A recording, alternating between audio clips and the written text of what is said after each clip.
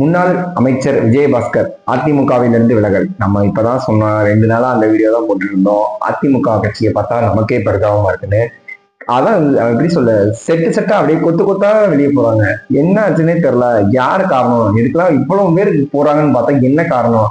அங்கிட்ட இருந்து செங்கோட்டையன் சார் இழுக்கிறாரா, இல்ல இங்கிட்டு எடப்பாடி சார் சரியில்லையா? விஜயபாஸ்கர் எல்லாம் எவ்வளவு பெரிய ஆள் தெரியுமா அதிமுகல? ஒரு தூண் மாதிரி இருந்தாரு அவரு. அது சரி, செங்கோட்டையன் சார் போயிட்டாரு, ஓபிஎஸ் சார் போயிட்டாரு, எல்லா தூணும் கலைஞ்சிருச்சு. நீங்க அந்த கோட்டை எப்படி நிற்கும்? எல்லா தூணும் போயிடுச்சுன்னா மேல எப்படி காங்கிரட் நிற்கும்? கீழே விழுந்துராது. இப்ப எடப்பாடி பழனிசாமி சார் என்ன பண்ண போறாரு? அடுத்தடுத்த தூண் உருவாக்க போறாரா, இல்ல மொத்தமா கலைச்சிட்டு வெளியேற போறாரா? இப்ப விஜயபாஸ்கர் சார் எங்க போறாரு அப்படின்னா அது நமக்கு தெரியல. பட் வதந்தியா வந்த செய்திப்படி அவர் தாவேக்கா போறதுக்கு வாய்ப்பு இருக்கு அப்படின்னு சொல்றாங்க.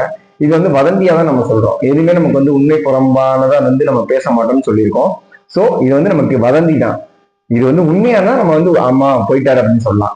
இந்த மாதிரி எல்லா நியூஸ் சேனல்லையும் சொல்லிக்கிட்டு இருக்காங்க. இப்போதைக்கு அவர் தாவேக்கா போவதற்கு அதிக வாய்ப்பு இருக்கு, விஜய் சாரை பார்க்க டைம் கேட்டிருக்காரு அப்படிங்கறத ஒரு ரூமரா கிளப்பி விட்டுருக்காங்க. யாருக்கும் இன்னும் அது உண்மையா தெரியாது. எப்படி டிஎம்கே ஏடிஎம்கே கூட்டணி பேசினாங்க அப்படின்னாங்க. அதுக்கு விடுதலை சிறுத்தைகள் கட்சி சார் திருமாவளவன் சார் என்ன சொன்னாங்க, அதுக்கு ஸ்டாலின் ஒத்துக்கவே இல்லை, திமுக யாருமே அதை அக்செப்ட் பண்ணிக்கல அப்படின்ட்டாங்க.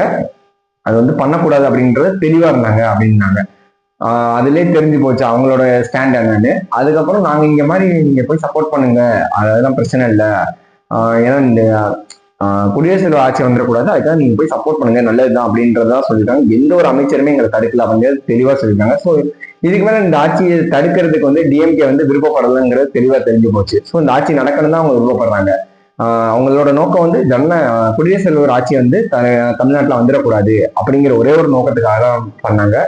அதனால நீங்க இவங்களுக்கே போங்க, ஏன்னா இவங்க தான் மெஜாரிட்டியில இருக்காங்க, அது ஒன்றும் தப்பு கிடையாது, நீங்களே போங்கன்னு அவங்க ஆட்சி நடத்துறதுக்கு எந்த ஒரு விதத்துலையுமே தடையா இல்லைங்கிறது தெளிவா தெரியுது.